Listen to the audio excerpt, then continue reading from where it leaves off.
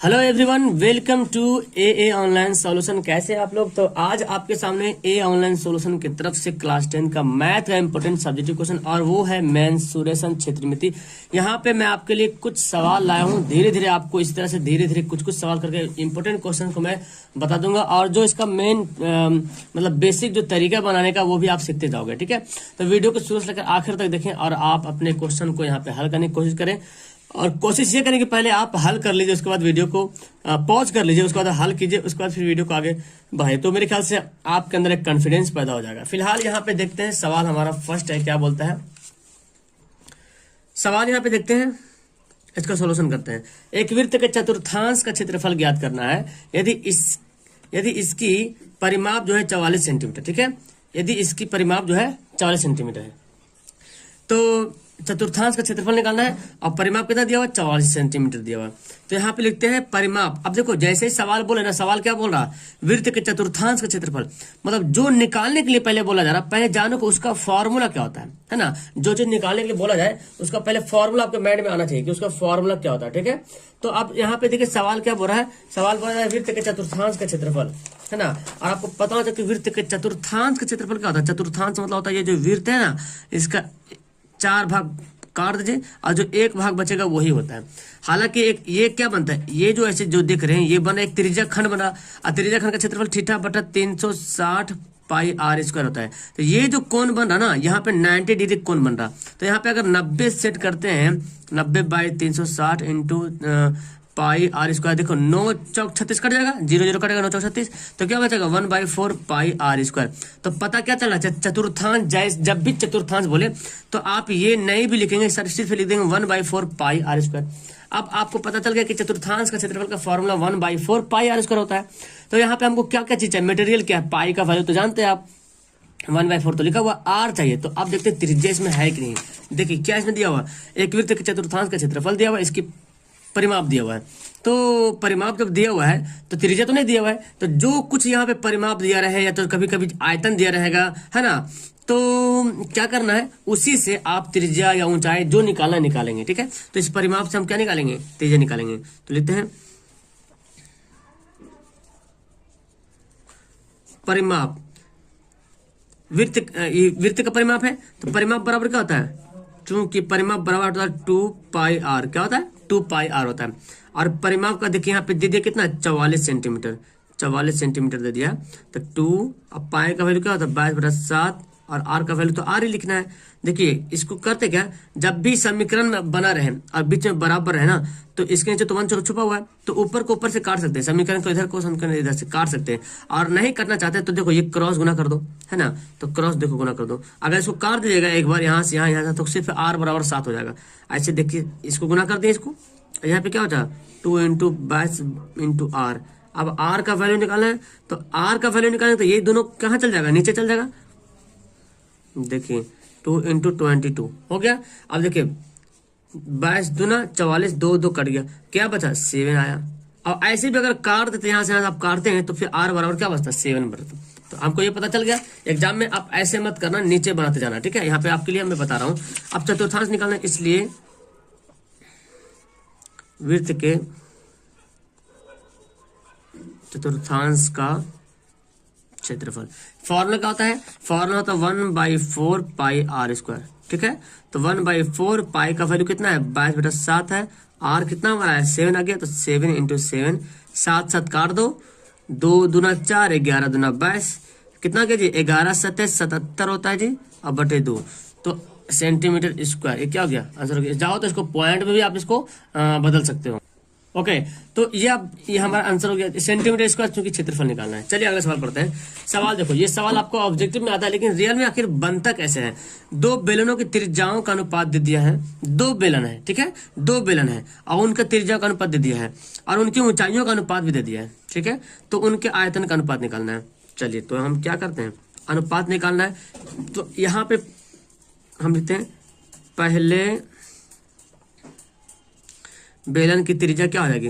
पहले बेलन की त्रिज्या, इसको हम R1 मानते हैं। क्या मानते हैं? पहले बेलन की त्रिज्या कितना दिया हुआ? 1, अनुपात में दिया हुआ। अनुपात जब भी दिया रहा ना, जब भी अनुपात दिया है तो आप उसको मतलब क्या बोलते हैं, एक्स से या वाई या कुछ भी मान लो। तो जैसे ये त्रिज्या दिया हुआ है तो हम इसको मान लेते हैं 1x मान लेते हैं, ठीक है, 1x या सिर्फ x से मान लो, ठीक है। अब ऊंचाई दिया हुआ है यहाँ पे तथा ऊंचाई h1 बोलते हैं, ठीक है। 5 दिया हुआ है 5, तो इसको x नहीं बोलेंगे 5y बोलते हैं, ठीक है। देखो 1x 2x 5y 3y ऐसे कर लेंगे, ठीक है, हो गया। तथा दूसरे बेलन की त्रिज्या, दूसरे बेलन की त्रिज्या क्या होगा R2 मानेंगे। तो दूसरे बेलन की त्रिज्या क्या है 2 है ना, तो इसको 2x से बोल देंगे। और ऊंचाई कितना हो जाएगा 3y। अब क्या निकालना हमको अनुपात, यानी कि 2 नंबर सवाल में आएगा ना तो आपको ऐसे बनाना है। और नहीं अगर दो एक सिर्फ ऑब्जेक्टिव सवाल में आता है तो इतना लिखने की जरूरत नहीं, बस आप जो मैं लिख रहा हूँ अब यहाँ पे अनुपात लिखना है। तो पहले बेलन का आयतन और दूसरे बेलन का आयतन, अनुपात ऐसे लिखते हैं, पहले बेलन का आयतन बटे दूसरे बेलन का आयतन, अनुपात निकलेगा ऐसे। तो पहले बेलन का आयतन, अच्छा बेलन का आयतन का फॉर्मूला क्या होता है पाई आर स्क्वायर एच होता है ना, पाई आर स्क्वायर एच होता है। तो ये पहली बेलन तो R1 मानते हैं H1 मानते हैं, और दूसरे बेलन का पाई, इसका भी तो वही formula pi r square h, लेकिन इसको R2 इसको H2, तो पाई पाई खत्म हो गया, ठीक है। तो देखिए R1 कितना है जी, R1 तो पता चल गया हमको, x से पता चल रहा, स्क्वायर है तो हम क्या करें x से स्क्वायर कर देते हैं, ठीक है। H1 कितना है, H1 हमारा देखिए 5 है। R2 कितना है 2x है, स्क्वायर तो स्क्वायर कर देंगे, ठीक है। और H2 कितना है 3y कर देंगे। तो यहाँ पे देखो क्या होता है, अब देखिए यहाँ पे मैं बनाता हूँ, x स्क्वायर है ना तो x स्क्वायर ऐसे रहने देते हैं और 5y से रहने देते हैं। ये कितना हो जाएगा 2 दूना 4x स्क्वायर हो जाएगा और 3y, देखो x स्क्वायर कट गया, y कट गया, कितना बचा 5/4 12 हो गया ना। इसलिए अनुपात क्या जाएगा 5:12, ये हो जाएगा क्या आंसर हो जाएगा। समझ में आ गया, तो ये इसका आंसर हो जाएगा। अगर आपको ऑब्जेक्टिव सवाल में आता है तो कुछ करने की जरूरत है, दोनों को फॉर्मूला बैठा करके अब डायरेक्ट यहाँ पे x नहीं भी मानेंगे ना, डायरेक्ट अगर आ जाए ऐसे तो क्या करेंगे, देखो पाई आर स्क्वायर एच, तो पाई आर स्क्वायर एच बटा पाई आर स्क्वायर एच, तो पाई पाई कर जाएगा। तो इसका r कितना 1 है तो 1 का स्क्वायर डायरेक्ट कर देना, h कितना है 5 है तो 5, एच स्क्वायर आर स्क्वायर, ये मतलब दूसरा बेलन हुआ था, दूसरा बेलन का कितना है 2, तो 2 का स्क्वायर 4 और कितना है 3, तो देखो ऐसे भी करोगे तो 5/12 आ जाएगा। ये आप शॉर्ट में बना सकते हो ऑब्जेक्टिव के लिए। चलिए अब जो सवाल है ये काफी इंटरेस्टेड है, देखो ये सवाल बोलता कि एक बेलन के आधार की परिधि 132 सेंटीमीटर है तथा ऊंचाई दिया हुआ है 25 सेंटीमीटर, तो बेलन का आयतन निकालना।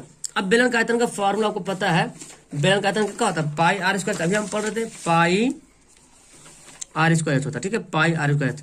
तो पाई तो पता है आपको वैल्यू, आर का वैल्यू पता करना है और एच का वैल्यू पता करना है। अब यहाँ पे देखते क्या दिया हुआ है, लीजिए यहाँ पे तो परिधि दिया हुआ है ना, परिधि दी हुई और 25 सेंटीमीटर दिया हुआ ऊंचाई।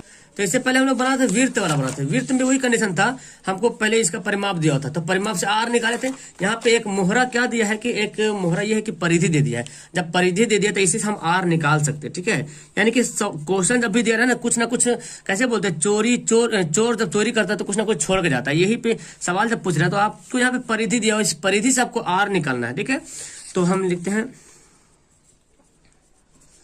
बेलन की परिधि कितना दिया हुआ है 132। अब बेलन की परिधि का फॉर्मूला क्या होता है, अच्छा बेलन की परिधि बोले तो बेलन के आधार की परिधि। अच्छा बेलन देखिए यहाँ पे, ये अगर बेलन में बनाता हूं यहाँ पे, तो बेलन का आधार कैसा है, जो बेलन की जो आधार बनी हुई है ये कैसी है, एक वृत्त टाइप का है ना, वृत्त टाइप का। अवृत्त की परिधि क्या होता है 2 पाई होता है। तो बेलन की परिधि, बेलन के आधार की परिधि मतलब वही हुआ कि ये जो है ना बेलन के आधार की परिधि क्या है, वृत्त वाला बोल रहा है, वृत्त वाला 2 पाई आर और 132।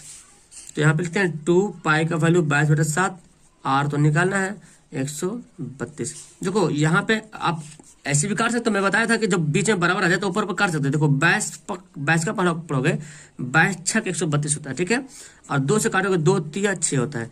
तो आर बराबर क्या हो जाएगा, 7 भाग में है 7 बटे में, तो जक्का होता है गुना बन जाता है, तो 3 7 21, आर बराबर क्या हो गया 21 हो गया। अब क्या निकालते, इसलिए बेलन का आयतन, बेलन का आयतन क्या होता है formula, pi r square h होता है, पाई आर स्क्वायर एच। तो पाई का वैल्यू 22/7, आर का वैल्यू देखो पता चल गया हमको 21, तो 21 × 21 कर लेते हैं, और एच देखो यहाँ पे दिया 25। तो आपको इस सवाल में ना खाली कैलकुलेशन करना पड़ता है। 27 आप सबको गुना कर दो, ठीक है। इसको गुना कर देखो, 22×3 = 66 हो गया, 21 × 25। तो इसको गुना कीजिए, ठीक है। गुना करेंगे तो इसका आंसर जो आपके पास आएगा वो काफी लंबा आने वाला है, 34,650 सेंटीमीटर क्यूब, क्योंकि आयतन है। अब देखो इसमें मतलब क्षेत्रमिति में थोड़ा सा यही गुना वगैरह करना पड़ता है, ठीक है। तो ये सब तो आपके लिए तेजी है। चलिए अगला सवाल यहाँ पे देखते हैं। ये देखो सवाल बोलता गया, शंकु से एक शंकु की त्रिज्या दी हुई 5 सेंटीमीटर तथा ऊंचाई 12 सेंटीमीटर, तो वक्र पृष्ठ का क्षेत्रफल। अब जैसे सवाल बोलता है वक्र पृष्ठ का क्षेत्रफल, तो वक्र पृष्ठ का फॉर्मूला आपको पता होना चाहिए, है ना। वक्र पृष्ठ का फॉर्मूला आपको पता होना चाहिए कि वक्र पृष्ठ का फॉर्मूला क्या होता है। तो वक्र पृष्ठ का फॉर्मूला यहाँ पे देखें कि πr/l होता है, ये होता है वक्र पृष्ठ का फॉर्मूला, ठीक है। तो इसमें आपको क्या क्या चीज दिया हुआ है, ये देखिए यहाँ पे दिया हुआ है r बराबर दिया हुआ है 5 सेंटीमीटर और h दिया हुआ है 12 सेंटीमीटर, लेकिन l नहीं दिया हुआ ना, चूंकि फॉर्मूला मतलब πr/l होता है। और l कैसे निकालते हैं, शंकु, जैसे मान लीजिए शंकु बनी हुई है, शंकु है इस तरह से, तो ये जो हमारा ये है ना, ये हमारा h है और ये क्या है, त्रिज्या है। तो हमारे ये जो कर्ण है ना, ये इसी को बोलते हैं l। तो एक देखो समकोण त्रिभुज बन रहा है यहाँ पे, ये जाके यहाँ पे क्या बना, समकोण। तो कर्ण का कैसे निकालते हैं, h² + r² का ओवरऑल करते हैं, तो हम भी निकालेंगे, इसलिए l बराबर क्या निकालेंगे, h² + r² का ओवरऑल निकालेंगे। तो आपको पता भी है कि l का वैल्यू कितना आएगा, चूंकि बताया हूँ बहुत बार। तो 12 का स्क्वायर प्लस 5 का स्क्वायर, 12 का स्क्वायर 144, 5 का स्क्वायर 25, तो कितना हो जाएगा, 169 हो जाएगा। इसका वर्गमूल होगा 13, तो एल का वैल्यू 13 आ गया। अब वैल्यू 13 आ गया तो इसका पृष्ठ क्षेत्रफल निकालते हैं, इसलिए शंकु का वक्र पृष्ठ अलग बोलता है, अब पूर्ण पृष्ठ अलग होता है, ठीक है। वक्र पृष्ठ क्षेत्रफल πr/l, ठीक है। तो पाई का वैल्यू जानते हैं 22/7 और r का वैल्यू देखो दिया हुआ 5 और l का वैल्यू कितना आया हमारा, 13 आया, ठीक है। l का वैल्यू कितना आया, 13 आया। ओके, तो इसको गुना करें तो देखिए 22 × 5 = 110 हो गया, गुना 13/7। तो इसको गुना कर लो, 13 को 0 गुना करें 0, 13 कम 13 3 बाकी 1, 13 कम 13 14/7। अब इसको ऐसे सेंटीमीटर स्क्वायर या तो ऐसे रहने दो या तो आप पॉइंट मिला दो। जब ऐसे सवाल ऑप्शन, जब ऐसे आंसर आ जाए आपका लास्ट में, तो इसको पॉइंट में बदलने की कोशिश करना। तो 7 से डिवाइड करो, 7 दूना 14 और 0 7 चौक 28.28, इस तरह से आपका आ जाएगा आंसर, ठीक है, जब भाग करोगे तो। चलो अब इसके अगला सवाल जो है बहुत ही इंपॉर्टेंट सवाल है, मैं आपको दिखाने जा रहा हूँ सवाल। ये सवाल है जी, तो थोड़ा सा ये लॉन्ग सवाल, ये इससे पहले जो सवाल मैं बताया था वो सब 2 नंबर तक का था, ये थोड़ा सा 5 नंबर सवाल में आता है या 4 नंबर वाला में, कि 3 सेंटीमीटर व्यास का एक कुआं है, ठीक है, क्या है, कुआं, और 14 सेंटीमीटर गहराई तक खोदा गया है। तो मैं इसको डायग्राम से बताना चाहता हूँ कि डायग्राम से आप कैसे समझोगे। देखो यहाँ पे ये समझे कि एक कुआं ऐसे है, ठीक है, इसका व्यास कितना है, जैसे जैसे सवाल बोलते हैं फिगर बनाते हैं, जब भी फिगर बने तो बेहतर होगा। एक व्यास है इसका, ठीक है, मैं यहीं पे फिगर बनाता हूँ। चलो 3 सेंटीमीटर व्यास का एक कुआं है, तो मान लेते हैं कुआं है, 14 मीटर की गहराई तक जाता है ना, 14 मीटर की गहराई तक जाता है। ओके, तो 3 मीटर होगा 3 मीटर व्यास का कुआं है, मान लीजिए कि 3 मीटर व्यास का पूरा एक कुआं है, 3 मीटर वाला, 14 मीटर की गहराई तक जाता है, यानी कि इसकी जो गहराई है कैसी है, 14 मीटर तक है, ठीक है। मान लेते हैं कि इसकी गहराई कहाँ तक है, 14 मीटर। इसका कुआं है जमीन में। अब बोलता है कि इससे निकली हुई मिट्टी को कुएं के चारों ओर 4 मीटर चौड़ी एक वृत्ताकार वलय बनाते हैं। मतलब कि ना कुआं खोदा गया है और 14 मीटर गहराई तक कुआं खोदा गया है, 14 मीटर तक। अब कुआं को खोदा, जो मिट्टी निकला ना, इसको चारों ओर का क्या फैला दिया। मान लेते कुआं इतना खोदा है तो पूरा तो जमीन नहीं होगा, 4 मीटर तक, ये जमीन के अंदर में बता रहा हूँ। मान लीजिए जमीन यहाँ तक है, ठीक है, यहाँ तक जमीन है, जमीन के ऊंचा तक रहता है ना, ये तो यहाँ तक मान लो कि कुआं खोदा, यहाँ तक मिट्टी का क्या फैला दिया। क्या बोल रहा, इस निकली मिट्टी के कुएं को चारों ओर 4 मीटर चौड़ी एक वृत्ताकार, मतलब वृत्त के टाइप में ऐसे रूप में अरेंज कर दिया, ऐसे, ठीक है, ऐसे अरेंज कर दिया। कितना ऊंचाई, 4 मीटर चौड़ी, 4 मीटर, यहाँ से 4 मीटर चौड़ी, ये 4 मीटर चौड़ी, ठीक है, यहाँ से 3 है और इधर से 4 मीटर और चौड़ी सजा दिया है। वृत्ताकार वलय बनाते हुए समान रूप से फैलाकर एक प्रकार बांध बनाया गया है। इस बांध की ऊंचाई निकालना। अब जो बांध जो बना है, यानी कि ये देखो, ये जो बांध बना है ना, ये बांध, ये देखो, ये क्या है, ये मिट्टी फैला हुआ है और ये है कुआं। तो ये सब पूरा क्या है, पूरा मिट्टी भरा हुआ है, पूरा मिट्टी भरा हुआ है, ठीक है। और जो जमीन में कुछ जो बड़ा है, जो जमीन पे पड़ा मिट्टी, इसकी ऊंचाई निकालना है। तो ये एक कैसा ये जो फिगर देखे कैसे दिख रहा है आपको, एक वलय के रूप में दिख रहा है, यानी कि एक इस तरह से होता है, एक इस तरह से होता है, वलय के रूप में। तो नीचे का दिया हुआ है और इधर का भी पता चल गया। क्यों? क्योंकि ये जो मोटाई कितना है, 4 तो बोल दिया पहले, 4 मीटर चौड़ा है। और यहाँ पे त्रिज्या, जब व्यास जब 3 है तो त्रिज्या कितना हो जाएगा, 3/2 हो जाएगा। तो चलिए हम इसको लिखते हैं, यहाँ पे लिखते हैं बेलनाकार कुएं की ऊंचाई कितने दी हुई है, 14 मीटर, ठीक है। और त्रिज्या कितना हो जाएगा, व्यास तो 3 है तो त्रिज्या 3/2 मीटर हो जाएगा। ओके, अब हम क्या करते हैं, देखो बेलन जो मिट्टी खोदाया है, अब जाहिर सी बात है, सिंपल सी बात है कि यहां से यहाँ तक मिट्टी खोदा गया पूरा अंदर तक, तो जो मिट्टी निकलेगा वही मिट्टी यहाँ पे फैला है ना। और जो मिट्टी निकला वो क्या निकला, आयतन निकला।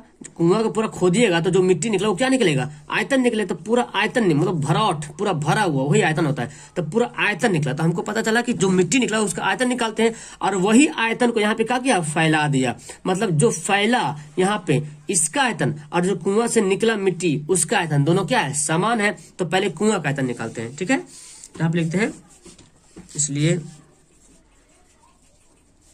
कुआं का आयतन। तो कुआं कैसा है, बेलनाकार है, तो हम फॉर्मूला बैठा लेंगे पाई आर स्क्वायर एच। पाई का वैल्यू कितना होता है, 22/7 होता है। आर का वैल्यू दिया 3/2, स्क्वायर है तो स्क्वायर कर देंगे। और एच कितना दिया, 14 देगा। इसको आप हल कर सकते हो, देखो इसको हम ऐसे लिख देते हैं। अच्छा, 7 दूना 14 काट लेते हैं यहाँ पे, 22/1 कट गया ना। 3/2 इंटू 3/2, और ये क्या है, 2 पर मेरा गया, तो 2 से इधर कट गया, ये 2 से इधर 11, तो 11 थे 33, 33 दिया 99, 33 दिया 99 मीटर, 99 मीटर क्यूब आयतन निकल गया कुआं का। अब यही मिट्टी जो है ना, यही मिट्टी फैला दिया यहाँ पे, क्या क्या फैला दिया, तो चबूतरा बन गया। अब चबूतरा बन गया तो देखिए इसको कैसे निकालेंगे। अब देखिए चबूतरा का जब आयतन निकालेंगे आप, तो चबूतरा भी कैसा बना, चबूतरा भी बना बेलन के टाइप का। कैसे, देखो ये मान ले कि मिट्टी भरा हुआ, एक मान ले कुआं है, ठीक है। तो चबूतरा कुछ ना कुछ तो ऊंचाई होगा ही, है ना। आपको नहीं दिख रहा, जैसे मान की ऊंचाई होगा, कुछ ना कुछ तो बेलन की तरह बना है। शकल कैसा बना, इसकी शकल कैसी बनी, बेलन की तरह। तो ये आपका कुआं था, गड्ढा था, ये मुंह खुला, पानी जिसमें भरेगा ये है। और ये क्या है, मिट्टी फैल गया, मिट्टी फैल गया। और ये 4 मीटर ऊंचाई तक मिट्टी पूरा भरा हुआ है। तो कैसे इसका शकल कैसे दिख रहा, बेलन की तरह दिख रहा। तो जो इस बेलन में भरा हुआ मिट्टी है, वो इस कुआं के अंदर जो मिट्टी निकला वही मिट्टी इसके अंदर भरा हुआ, मतलब दोनों का आयतन क्या है, बराबर है। तो जब इस चबूतरा का जब आयतन निकालेंगे इसका, तो हमको बड़े एक त्रिज्या चाहिए ना, बड़ा वाला, तो त्रिज्या चाहिए चबूतरा के लिए, तो ये पूरा निकालना पड़ेगा। और आपको पता है ये कितना दिया हुआ है, ये 3/2 अभी निकाले थे, 3/2 यहाँ पे है ना। और ये मोटाई 4, तो टोटल जोड़ देंगे तो पूरा हमारा चबूतरा का त्रिज्या निकल जाएगा। तो यहाँ पे निकालते हैं, यहाँ पे लिखते हैं चबूतरे निकलते हैं। चबूतरे की त्रिज्या कैसे लिखेंगे, तो 3/2 तो पहले छोटा सा दिया हुआ था, और 4 जो है क्या है, 4 मीटर चौड़ी है, तो 4 मीटर चौड़ी, इसको हम हल कर लेते हैं। 3/4 दूना 8, 8 3 11/2, ये क्या आ गया, इसको हम 5.5 लिख लो या इसके रहने दो, ठीक है। ये हमारा आ गया। और बाकी छोटा तो कुआं का त्रिज्या तो जान रहे हैं, 3/2 है, कुआं का त्रिज्या तो क्या जान रहे, 3/2। अब क्या करते हैं, अब जो मिट्टी फैली हुई है, अब कैसे एक वलय के रूप में बन गया, तो एक कहने का एक देखो अंदर में भी एक कुआं, एक देखो अंदर में बन रहा है ना, अंदर में छोटा सा बेलन बन रहा, और इसकी भी ऊंचाई वही 4 है, क्योंकि जब इतना दूर ऊंचाई जब लेंगे 4, तो अंदर में जो कुआं हम 4 तक लेना है, तो अंदर वाला बाहर वाला बेलन का आयतन निकालते हैं, ठीक है। और अंदर वाला जो बेलन है उसका आयतन निकाल के दोनों घटा देंगे, तो घटा देंगे तो फिर बचेगा ये पूरा जो भरा हुआ मिट्टी, वही बचेगा ना। चलिए तो हम वैसे ही करते हैं। और अगर हम इसको घटाते हैं तो चलो पहले निकालते हैं, यहाँ पे लिख लेते हैं हम, इसलिए प्रश्न से हम क्या निकालते हैं, फैली हुई मिट्टी का आयतन निकालते हैं, ठीक है। फैली हुई मिट्टी का आयतन, यहाँ पे कितना आयतन भरा हुआ है, तब हम निकालेंगे ऊंचाई। पहले हम मिट्टी का आयतन निकालते हैं, ठीक है। फैली हुई मिट्टी का आयतन, फैली हुई मिट्टी का आयतन। अब आयतन कैसे निकालेंगे, तो पहले बड़ा वाला जो बेलन है, यानी कि पाई आर स्क्वायर, इसको हम कैपिटल मान लेते हैं, ठीक। इसको हम करते कैपिटल, और ये हमारा जो आर निकला, स्मॉल आर तो पता है, ओह मैं तो उल्टा ये तो ठीक आर है, और ये जो आर निकला इसको मैं मान लेता हूँ कैपिटल आर, क्योंकि बड़ा है, चबूतरा बड़ा है, इसको मैं मानता हूँ स्मॉल कैपिटल आर, ये बड़ी वाला, और जो अंदर है ये तो कुआं है, कुआं वाला छोटे आर। तो पाई आर स्क्वायर में से पाई आर स्क्वायर क्या करेंगे, घटा देंगे, तो पाई पाई ले लेते हैं यहाँ पे कॉमन, ठीक है। आर और एच भी कॉमन हो जाएगा, चूंकि ऊंचाई भी हो जाएगी, और r square minus r square ये हो गया। अब देखिए जी, पाई का वैल्यू तो आप चाहो तो बैठा लो, ओके। तो अब यहाँ पे क्या करते हैं, देखो पाई का वैल्यू, देखो ये जो एच है ना, एच है जो ऊंचाई हमको निकालना है जी एच, और ये जो मोटाई आपका 4 दिया हुआ है। तो देखो सिंपल सी बात है, यहाँ पे मैं बता रहा था मिट्टी का आयतन कैसे निकालेंगे, क्योंकि जो मिट्टी यहाँ पे फैली हुई है, मान ले कि जमीन यहाँ पे जमीन है, ये इसके अंदर कुआं खोदा हुआ है, 14 मीटर गड्ढा है कुआं, ठीक है। इसके नीचे जमीन के ऊपर मिट्टी फैला दिया चारों तरफ, ठीक है, तो ऊंचाई बन गया। तो अब हम मान लेते हैं इतनी दूर शंकु मान लेते, बेलन इतनी दूर बेलन मानते हैं, तो ये अंदर में बेलन की ऊंचाई इतनी है और बाहर से बेलन की ऊंचाई इतनी है, लेकिन कितनी ऊंचाई पता नहीं है, ठीक है। और त्रिज्या हमको पता है कि बाहरी वाली जो त्रिज्या है 5.5 आया, और अंदर वाली त्रिज्या कितना है, इसको 1.5 भी लिख सकते हैं, आधा, ठीक है। तो हम इसका निकालते हैं, वलय का क्षेत्रफल कैसे निकालते हैं, बाहर वाला बेलन का आयतन माइनस अंदर वाला बेलन का आयतन, तो बाहर की भी ऊंचाई वही है और अंदर वाली भी ऊंचाई वही है। तो हम क्या करते हैं, पाई का एच, पाई का वैल्यू कितना है 22/7, एच को ऐसे नहीं देते हैं। आर कितना दिया हुआ है, आर दिया हुआ है 55 कैपिटल आर 5.5 का स्क्वायर, और ये दिया 1.5 का स्क्वायर, ठीक है। तो 22/7 इंटू एच।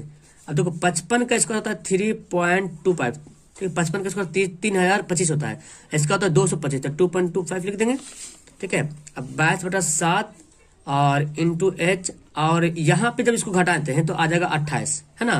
देखिए घटाइए, 0 में से 25 कट जाएगा तो बचेगा 28, 7 चौक 28, तो 22 चौक कितना हो गया, 22 चौक 88H, 88H सेंटीमीटर क्यूब हो गया, सॉरी मीटर क्यूब हो गया, 88H मीटर क्यूब हो गया। ये क्या हो गया, मिट्टी का आयतन हो गया। तो अब हमको पता क्या चला कि जो मिट्टी यहाँ पे फैली हुई उस मिट्टी का आयतन, और जो कुआं से जो आयतन निकला है, कुआं से जो मिट्टी निकला यहाँ से, ये जमीन है ना, यहाँ से मिट्टी कहाँ से निकला, यहाँ से नीचे निकला मिट्टी, और हमको मिट्टी यहाँ पे फैला है।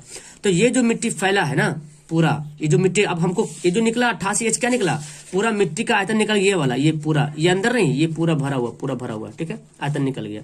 अब हमको ये जो गड्ढा जो खोदे यहाँ से यहाँ तक, ये गड्ढा, इसका आयतन इस मिट्टी के आयतन के क्या है, बराबर है, क्योंकि बोला यही मिट्टी यहाँ पे फैला दिया गया है। तो इसका जो गड्ढा का जो आयतन है, और गड्ढा का आयतन हम निकाले कितना, देखो कुआं के आयतन कितना निकाले 99, क्योंकि यहाँ से कुआं खोदा गया, मिट्टी फैलेगा तो जमीन के ऊपर ही मिट्टी फैलेंगे, जमीन के अंदर तो नहीं फैलेगा, जमीन के ऊपर मिट्टी फैलेगा, तो जमीन के ऊपर मिट्टी फैलेगा तो ये फैल जाएगा। अब ये है आपका नीचे, तो ये आयतन इस मिट्टी का आयतन के क्या है, बराबर है, लिखते हैं। इसलिए यहाँ पे लिखते हैं, यहाँ पे प्रश्न से नहीं, यहाँ पे लिखते हैं प्रश्न से कि 99 इक्वल टू 88H, ठीक है। इसलिए H बराबर क्या आ जाएगा 99/88, 11 9 99, 11 8 88, 9/8, ठीक है, 9/8 हो जाएगा। इसको आप डिवाइड कर लो तो आ जाएगा आपको 1.125 मीटर, ठीक है, इतना आंसर आ गया।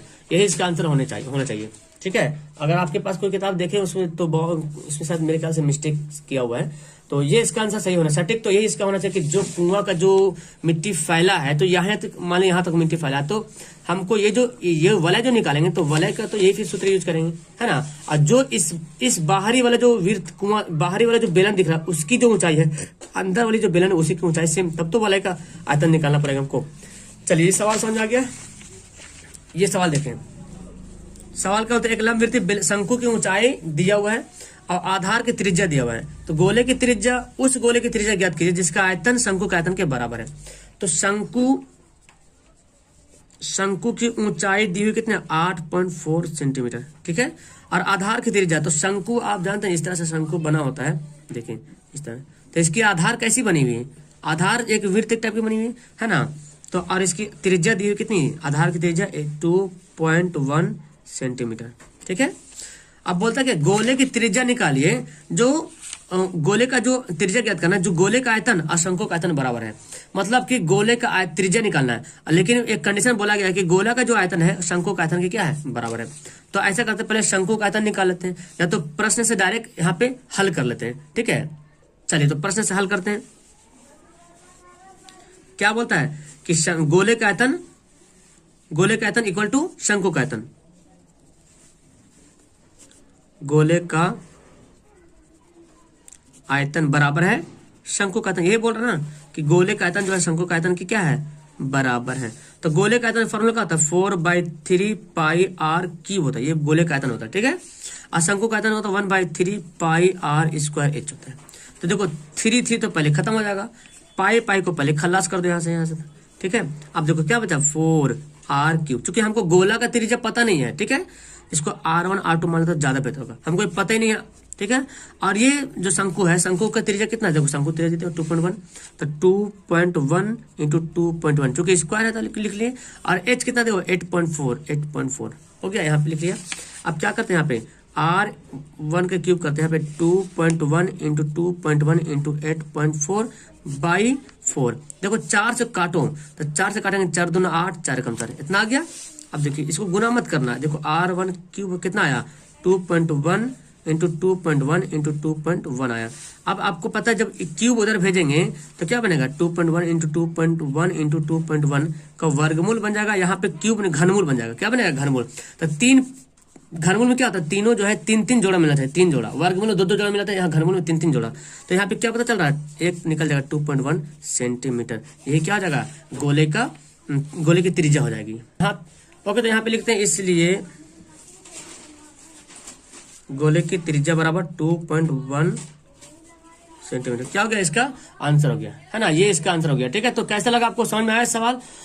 एक सवाल था सिर्फ ये वाला, थोड़ा पेचीदा सवाल था, इसको ध्यान से समझिएगा, ठीक है। आपको ये सवाल समझ में आया कि नहीं आया, मैं अगर नहीं आया तो फिर से बोलेंगे, मैं फिर से एक बार इसको अच्छी तरीके से बता दूंगा। लेकिन फिलहाल यहाँ पे सिंपल सा मेथड ये है कि जो कुआं से, जो मान लें कि जमीन है ना, जमीन के नीचे से कुआं खोदा गया, ये जमीन है तो कुआं तो जमीन के अंदर ही खोदेंगे, तो इसका जो मिट्टी निकला ना यहाँ पे फैला दिया चबूतरा में, तो बोलता है जो चबूतरा में जो मिट्टी फैला तो इसकी ऊंचाई पता कीजिए।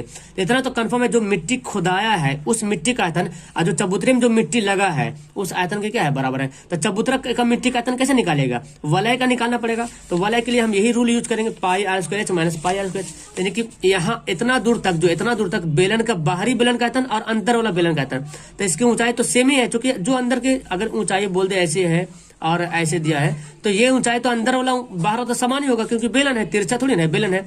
तो जब समान है तो एच हमारा वही होगा। हम यहाँ पे निकाल लिए मिट्टी का आयतन, और ये दोनों आयतन आपस में क्या हो गया, बराबर हो, तो हमारे ये आंसर हो गया, ठीक है। तो फिलहाल वीडियो के यहाँ पे लास्ट करते हैं, मिलते हैं आपको नेक्स्ट वीडियो। मजा आया तो लाइक वाइक करते रहना, okay bye, that's all, thank you.